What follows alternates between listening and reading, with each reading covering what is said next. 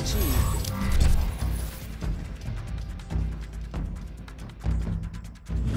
Welcome back to Kamikaze Overdrive MMA Predictions. As always, I am your host, Scott Johnson, and on this edition of the show, we're taking a look at the upcoming Strikeforce Rousey versus Kaufman card on August 18th. 5 main card fights, 4 preliminaries. I'll be doing predictions for all of them. Before we get into that, I want to take a quick look at UFC 150. Overall, I didn't have a great night. I went 6-4 on the main card, which is where I put my most focus. I went 4-1.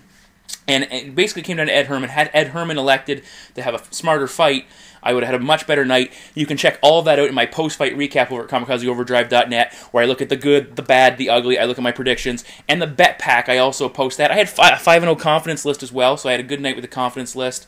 Everything else was kind of average at best. Now, as far as the bet pack for Strikeforce goes, I normally don't post... I don't normally do a Strikeforce bet pack by itself, so I can save you a few bucks. I'm going to cut it back from $10 for the bet pack to $7, so please consider checking it out, especially if you haven't bought them in the past and you were wondering, oh, it's $7, it's a cheap bet pack, and there's money to be had at this event. I like some of the picks I'm making. I feel confident. I've done a lot of research because I had the time for this event, so make sure you at least give some consideration to purchasing my bet pack over at kamikazeoverdrive.net. Also, Joel Riche, Joe Caporale, 2 fantastic set of predictions at UFC 150. Both guys went 7-3. Their predictions, of course, posted at kamikazeoverdrive.net.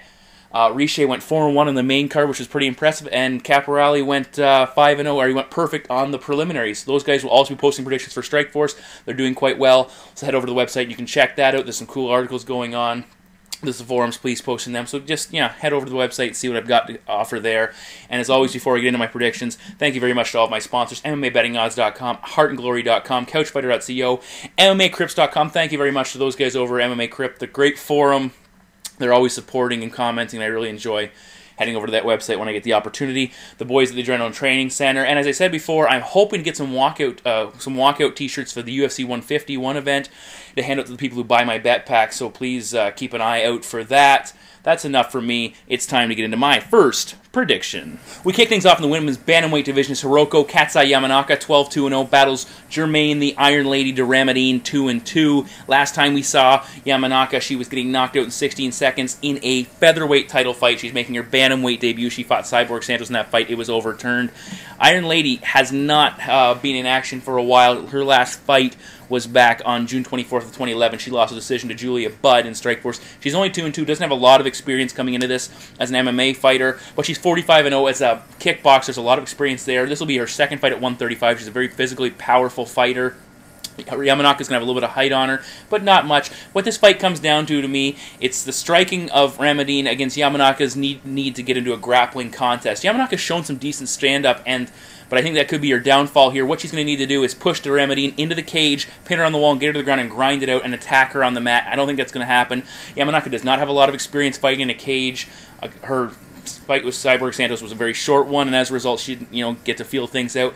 And I think we're going to see Germaine Dramamine showcase her kickboxing, showcase that ridiculous power. In her debut against Strikeforce, she stopped Stephanie Weber with a knee, which was pretty impressive. So I'm going to take Germaine Dramamine to defeat Hiroko Yamanaka by knockout. Our next bout will be contested in the middleweight division as Adlan Boers Amagov, 9-2-1, will battle Keith KO Kid Berry, 11-8-0. Adlan Amagov coming off a flying knee TKO defeat against Robbie Lawler. Keith Berry is coming off a submission loss against Tyson Jeffries. Last time we saw him in the UFC, he was defeated by Gian Valente in an uneventful decision. Adlan Amagov, he's a striker by trade with 6 wins by knockout. And we saw him against Anthony Smith, stopping him back in November of 2011, which was fairly impressive. This will be his 4th fight in Strikeforce. And although he has no wins by submission, he does have a Sambo grappling background, and he has completed some grappling competitions. Keith Berry, Kid KO is a perfect name for him. He has 7 wins by knockout, and they all came inside the first minute of a fight. So if he blasts you, he has serious power. That's something we need to watch for in this fight, as both these guys could throw down. But on the other side of things, Berry, 9 of his 9 losses, 5 have come by knockout, and 2 have come by submission. So he's certainly vulnerable if the fight goes to the ground or if his opponent has power, and that's the case here. Amagov against Robbie Lawler actually started out very smartly, shot in and took Robbie Lawler down several times, and that's not always an easy thing to do. I expect maybe something similar here. Berry has had issues making weight. I believe he missed weight by 6 pounds in his last fight, which is certainly a concern, especially if this fight goes longer. But I expect fireworks from this fight unless Amagov will actually take him down and grind him out. Either way, I think Amagov has far more diversity to his overall MMA game with potential takedowns and a submission win he might look for the first of his career. And I really like his striking game. So I'm going to take Amagov to win this fight, and I think he defeats Keith Berry by knockout.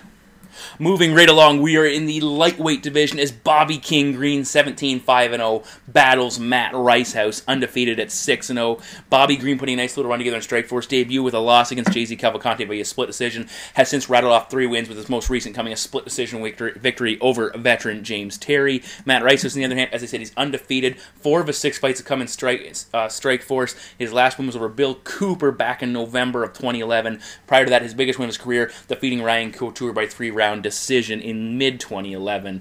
Looking first physically, Ricehouse will have some advantages. He should be the slightly taller fighter, and he'll have a 4-inch reach advantage over Bobby Green. Bobby Green's big. He's very diverse, and he's got a lot of experience for a young guy. 23 fights overall, 7 wins by knockout, 8 wins by submission, and that's fairly impressive. And in a division that is as lacking contenders as the lightweight division is, Bobby Green, a win here could really put him in the mix.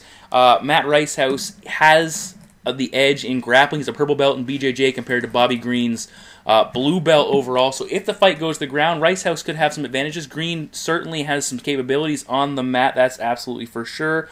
But I really like Bobby Green's unorthodox striking style. He comes at funny angles. He attacks guys with these punches that they don't see coming, and he's very aggressive. And I think that's a big, could be a big advantage to him. He had Rice has a tendency to start out slow, and when Green starts out fast, that could be dangerous. Bobby Green, he's got some experience fighting some big name guys. He did fight UFC's Tim Means, lost that. He had a submission victory over Darren Cruikshank from The Ultimate Fighter. He fought Charles Crazy Horse Bennett, David Mitchell, also from the UFC. I really like what Bobby Green's shown so far. Matt Ricehouse, he's relatively inexperienced with 6 fights, and he picked up a win over Ryan Couture. That's the biggest name on his docket so far, but he's not a greatly experienced fighter. So I'm going to go with Bobby Green in this fight over Matt Ricehouse. I think Bobby Green might catch him, and I say Bobby Green wins this matchup by knockout. Rounding out the preliminary portion of this card, we return to the ladies in action as former champion Miesha takedown Tate 12-3-0 battles veteran Julie Fireball Kedzie 16-9-0. Tate comes in coming off that devastating loss to Ronda Rousey. Prior to that, she had some significant wins, most notably defeating Marlos Kunin and Hitomi Akano in her 2 previous fights. Julie Kedzie, on the other hand, has been out of action for almost a year. Her last fight was in Strikeforce, and it was a 3-round decision loss against Alexis Davis. She does have some good wins on her career as well, defeating Caitlin Young, Sarah DeLelio. She's been in there with Gina Carano. She has a lot of experience. And again, we know what Tate's all about. She's a fantastic wrestler training with Alpha Male. She's very capable of putting people on the ground. She submitted a very talented grappler in Marloes Kunin, and she had the most success, if you can call it that, most success dealing with Ronda Rousey on the ground. Julie Kedzie submissions has been her downfall. Of her 10 career losses, 6 have been by tap out. She has 10 wins by decision, so she wants to go the distance in this fight. I think that's her best suited. Where she's best suited, but against Miesha Tate, she'll be hard-pressed to win a fight that goes a long amount of time. Look for Tate to take her down, beat her up, grind her out, and eventually lock in the submission. So I'll take Miesha Tate to defeat Julie Kedzie by submission. Kicking off our main card, we're in the Strikeforce's ravaged light heavyweight division as Ovince St. Preux 11-5-0 battles 15-4-0 TJ Cook. St. Preux, or OSP as he's known, is coming off a decision loss to Gegard Mousasi, where he simply was outclassed for the first 2 rounds, and despite winning the 3rd round, simply did not look like he was on Mousasi's level, and he wasn't. Prior to that, he had a very, very good run in the Strikeforce, defeating Chris Hawk, Antoine Britt, Benji Radica, Bongo Humphrey, and Joe Cason, and then by necessity took that big step up and was shut down by Mousasi. TJ Cook, on the other hand, last time we saw him was back in late 2011, suffering a submission loss to Trevor Smith. Prior to that, he had a TKO or knockout victory in his debut for Strikeforce. Looking at their overall numbers, Cook comes in. He's got some significant power with 9 of his 12 wins by knockout. All 4 of his defeats come by submission, so certainly on the ground he's not the most well-versed competitor. On the other side of things, Ovince St. Preux a little more well-rounded. 5 wins by knockout, 3 by submission, and 3 by decision. His big Achilles heel is guys taking him to decision and being able to simply outclass him. Now, Ovince St. Preux, he's a very big light heavyweight compared to Cook. He's going to have 3 inches of height, a 3-inch height advantage, and more importantly, he's going to have a 7.5-inch reach advantage for those striking exchanges. Now, St. Preux striking against Gegard Mousasi, he looked very overwhelmed. Mousasi's a world-class striker, so certainly this is a fight more set, for OSP's skill level at this point and as a developing fighter. But still, against TJ Cook, OSP is going to need to be very careful not to stand and bang with him because Cook has the type of power to put him away. OSP, as far as I'm concerned, will need to work the body kicks, use some striking to set up his takedowns, and shoot in. He's a high school wrestler. He's still working on his ground game, but he certainly showed in some of his matchups, coming to mind the Benji Raddick battle and his win over Antoine Britt and Abongo Humphrey. If he can get on top of guys and control them, that's where he is best suited. He did knock out Joe Cason. He went for a kick and actually clipped him with a knee and put him away, which was very impressive. But again, TJ Cook has serious knockout power, and it's something OSP does not want to mess with as far as I am concerned. He needs to exploit Cook's struggles on the ground. Now, one thing OSP does have going on, 64% takedown accuracy, so when he goes to put an opponent on the ground, he has a lot of success there. As I said, he has good top control, he spreads out very nicely and really blankets his opponent and will draw down their conditioning by spending the time defending off their back. Again, I said he doesn't want to trade with Cook because that could spell disaster. I think OSP will be smart. I think he'll take Cook down, and we saw him attempt some submissions, even against a very talented fighter in Gegard Mousasi, and he has 3 wins by submission. His last coming against, well, technically his win over Joe Cason was a submission victory by punches. Prior to that, he picked up a submission win via rear naked choke in 2009. So I might be going on a little bit of a limb here, but I'm going to take OSP to defeat TJ Cook by submission. We continue on to the Strikeforce middleweight division as Lumumba Heavy Hand Sayers 6-2-0 battles Anthony Lionheart Smith 16-8-0. Looking at what they've done recently, Lumumba Sayers coming off back-to-back Strikeforce wins. He debuted with a loss against Derek Brunson, has since then picked up a knockout victory of Antoine Britt and a submission victory over veteran Scott Smith. Anthony Lionheart Smith, on the other hand, is coming off back-to-back wins outside of the promotion. He defeated Ian Berg and Richard White in his last 2 fights, one with a submission, one by TKO. Prior to that, he got knocked out in only 2.5 minutes by Adlan Amagov back at Strikeforce Challengers 20. He debuted with Strikeforce with an impressive 33-second knockout in the 33-second mark of the second round over Ben Lagman. And looking at their numbers, Lumumba Sayers, not a ton of experience, only 8 fights overall, and surprisingly 5 of those wins have come by submission. He was a pretty good high school wrestler. As an amateur boxer, 24-0. He has tough man contest experience, and the guy has some serious power in his hands.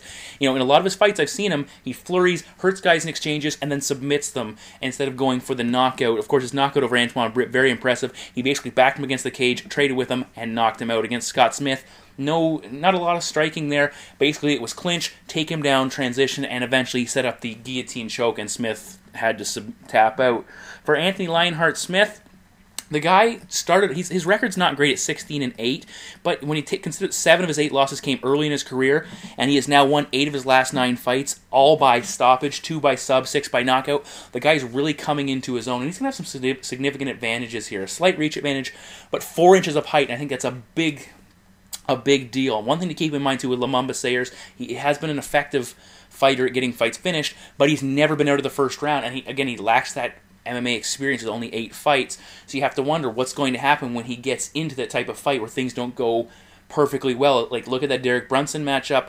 In that fight, they flurried, and Sayers did not get him to go away right away, and eventually he broke down and got hurt and eventually submitted by Derek Brunson. And Brunson, by no stretch of the imagination, is a dynamite with his hands. We'll talk about him in a second. Anthony Smith, the guy's has some very nice body kicks, and that's one thing when you're as tall as he is, keep the distance, keep Sayers back, don't allow him to get in and work that boxing. He works the body kicks very nice, and head kicks. He has some excellent knees to the body. I think he covers up well, and in the fights I've seen him recently, he doesn't get over-aggressive. He covers up well, he backs up, he can take a punch, even though he's suffered a number of knockouts early in his career. He has some submission skills, as I talked about. I've seen him go for some tap-outs. Again, 7 wins by submission, 8 wins by knockout, so again, dangerous guy, capable of finishing, and we all know about that. When you can finish in MMA, you've got some serious talent. Nice leg kicks, and he says he maintains distance well. In his last fight, he stopped his opponent with a jumping knee, where he eventually hurt him and launched himself in there and put him down. Now again, the last Strikeforce fight we saw, he did fail to make weight, but he had just recently become a father, and we all know how that can be distracting, and certainly probably prevented him from training properly and getting in the best shape. The guy's got big slams. And the guy's, just overall, he's a good prospect. He's very skilled. As I said, Lumumba Sayers very confident in his hands. He clinches. He throws wild exchanges. He had a nice takedown against Smith and looked pretty darn good on the ground. Took his back very quickly. Eventually submitted him. Again, a very strong guy, even though he's not the biggest man in the world. I was going back and forth on how this prediction would play out. I think Anthony Smith recognizes the opportunity he has in front of him here. Look for him to maintain distance. Use those body kicks and leg kicks to blast Sayers. navigate, move away when Sayers tries to push forward, try and drag Lumumba into the later stages of the fight. And I like Smith's power, and I'm going to take I'm going to take Anthony Smith in a little bit of an upset to knock out Lumumba Sayers. So I'm taking Anthony Smith by knockout. Our next bout is in the welterweight division and has title contender implications on the line as Tarec Sponge Saffiedine 12-3-0 battles relentless Roger Bowling 11-2-0. Saffiedine has put together a 2-fight winning streak with wins over Scott Smith and Tyler Stinson, both by way of decision. Roger Bowling, on the other hand, has also won 2 in a row, defeating Jerron Peoples and Brandon Sailing, both by knockout. Looking at first Roger Bowling, his win totals: 7 wins by knockout, 2 by sub, 2 by decision. His 2 career losses came against Bobby Volker. Now those two Strikeforce veterans have battled 3 times. Roger Bowling got the win in the first one after a thumb to the eye, cut it short in the 3rd round. They went to decision. He got the nod. In the next 2 fights, he lost them both by knockout, although he won the first round in both those fights and was having great success. Volker caught him and knocked him out. Tarec Saffiedine, on the other hand, 1 win by knockout, 5 by submission, 6 by decision. He's had a pretty decent run for Strikeforce. He has wins over James Terry. His lone knockout came in Strikeforce, knocking out Nate Moore at the 121 mark of the 2nd round. He's a very talented striker. He's got very good skills. He does everything very nicely. He's going to have a 2.5-inch reach advantage, but he doesn't have a ton of power. He throws with technique. He has a tendency not to sit down on his punches. He moves very well, but against Scott Smith, he went 3 rounds with Smith, who we know has chin issues, and he battered Smith bell to bell, but he didn't knock him out. He had him hurt a couple times, but basically could not put him away, which is a little bit surprising. And that's certainly, for a striker, it's something, take nothing away from Scott Smith. The guy's been through a lot of battles. But when you look at Scott Smith's record, knocked out by Paul Daly, knocked out by Kung Lee, knocked out by Robbie Lawler. Those are heavy-handed guys who have a lot of power. But all I'm saying is that Scott Smith's chin is not what it used to be, and Saffiedine could not put him away. Now, as far as Roger Bowling is concerned, the guy has big power. As I said, 7 wins by knockout. He's not afraid to stand and throw. He throws everything with power, his kicks, his punches, and he basically bears down and fires. Now, that could be an issue in one sense, as he has a tendency to gas out. Against Bobby Volker, we saw him do that a couple times, where he slowed down in the second part of the fight. Even though he was still winning, he definitely was not the fighter he was in the first round. Against Brandon Sailing in his last fight, he basically stood and traded. It took him to the 115 mark eventually to tie up a mounted crucifix and force the referee to stop that fight. But they stood and traded, and Bowling got hurt a couple times, but in that fight, he persevered. He took that fight on short notice, so that's kind of a write-off in that sense, and he significantly was the better fighter. 1 fight prior against Jerron Peoples, a 42-second knockout against a much bigger and much larger opponent in Peoples, who had taken that fight despite not making weight by a significant amount. Now, looking back at Saffiedine's last matchup when he took on Tyler Stinson, I saw some things that really concerned me. A lot of people are building Saffiedine up as the next contender in the division, and if he wins this fight, he very well could get the next title shot. But against Stinson, he had some significant trouble. Stinson's got some power, and when Stinson started tagging Saffiedine and hurt him, Tarec started backing off, and he was kind of backtracking a lot, and took advantage of Stinson's lack of grappling background, took him down, was able to stay busy, and basically ride out the rounds. But it was very evident in that matchup that Saffiedine was not comfortable when Stinson started unloading on him, and when he had him backtracking. As far as standing with a guy standing in front of him and just letting him land bombs, well, that's a different thing. If Saffiedine's able to tee off on an opponent, I think he's much more comfortable. When Stinson was able to fire back, things changed significantly, especially when Saffiedine got cut. It became kind of a bloody brawl, and I don't think Tarec was overly comfortable.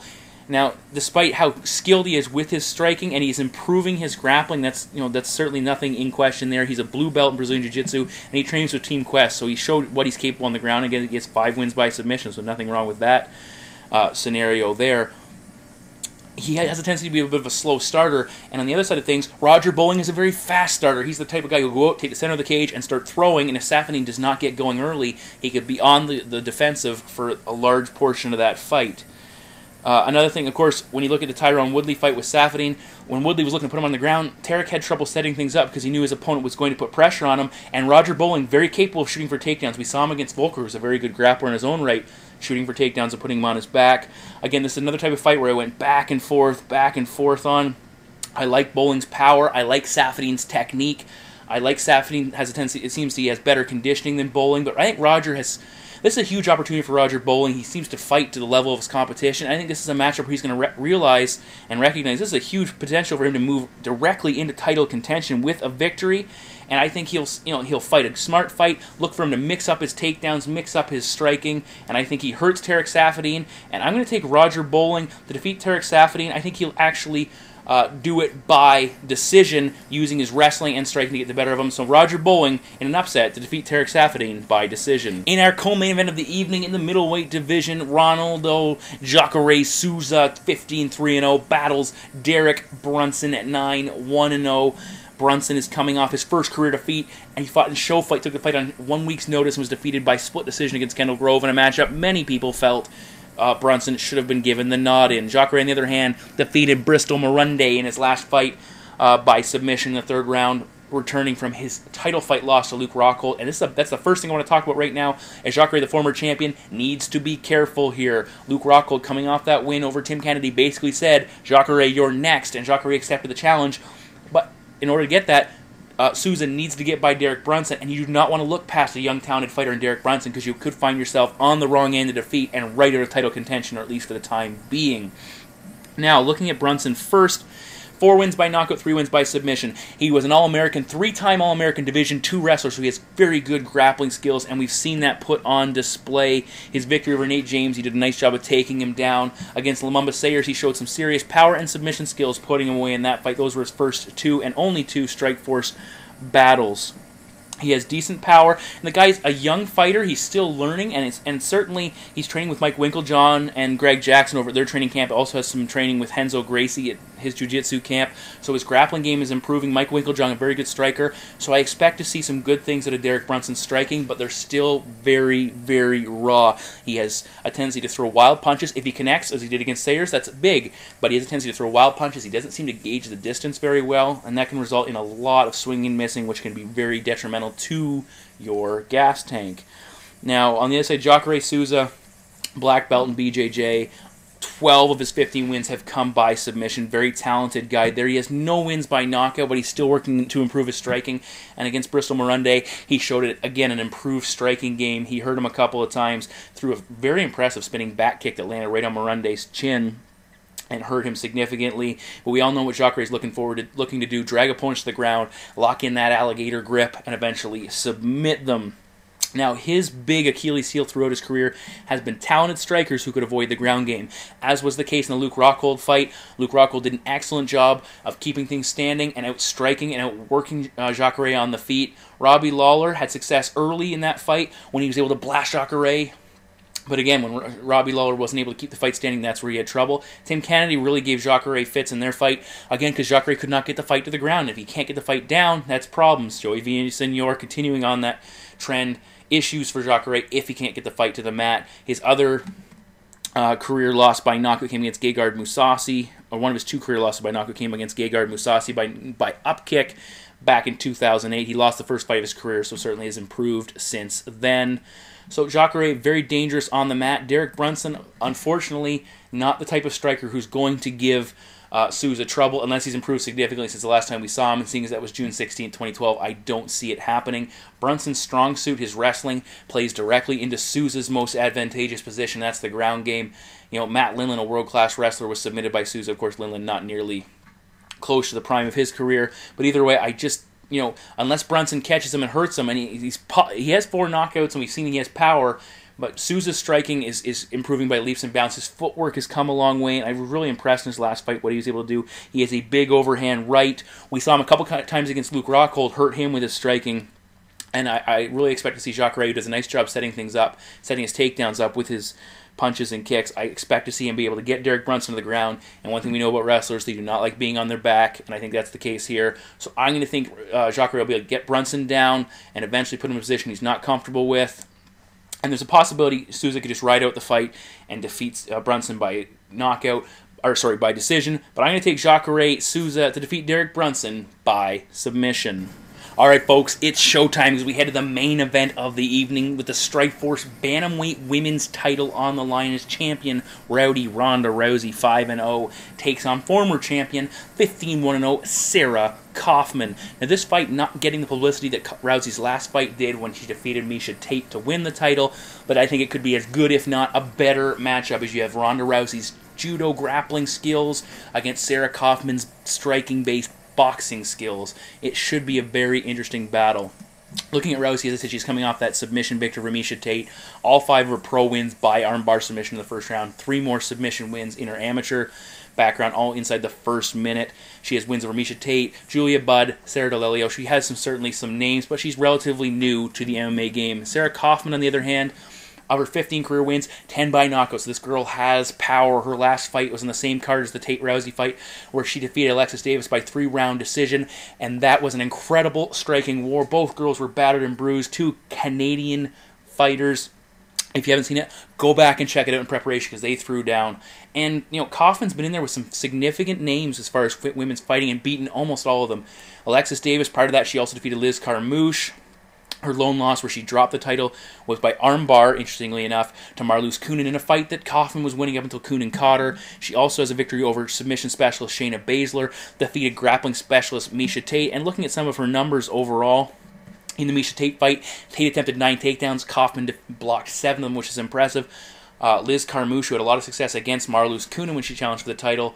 Carmouche attempted 9 takedowns in that fight, and Kaufman defended 8 of them in that fight. She has an 86% takedown defense, and that's going to be tested here by Ronda Rousey. And we all know what Ronda Rousey's all about. She has that judo background. She's looking to initiate the clinch right from the get-go. Now, most of her fights, she just basically rushes forward and ties up with her opponent. Against Miesha Tate, we saw her really throw out that left jab continually, looking to close the distance, and basically Rousey's technique, if I can break it down, is simple. It's easier to talk about than it is actually to defend, but Ronda Rousey's technique is clinch, side headlock, hip toss, and from the hip toss, usually she winds up in side control. From that position, she transitions to full mount and does one of two things.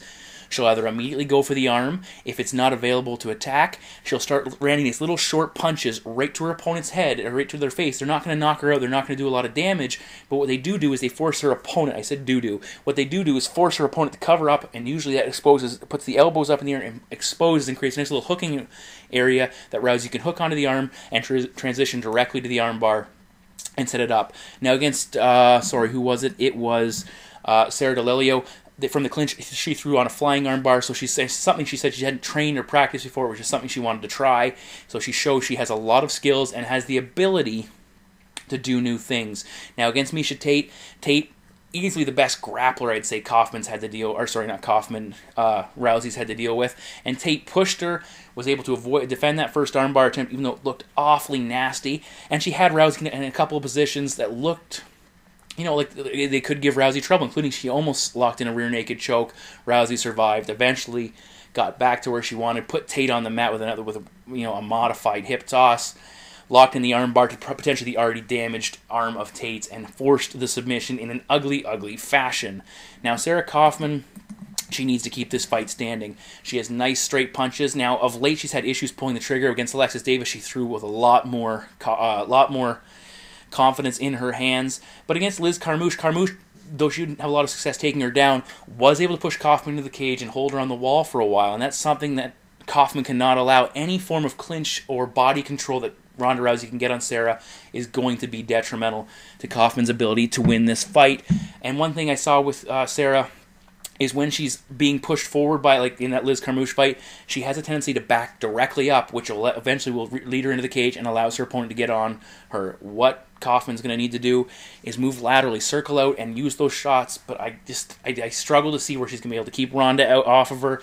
Rousey, Kaufman's a strong girl, but Ronda Rousey coming down from 145 is the physically larger fighter. It should have an advantage in strength, and I can't see, if Miesha Tate could not keep Ronda Rousey at bay with her wrestling background, I struggle to see where Kaufman's going to. If Sarah's going to beat her, she's going to need to hit her with some quick combinations, stun Rousey, and get on her and take her out, but even at that point, she'll need to be very careful jumping onto the ground.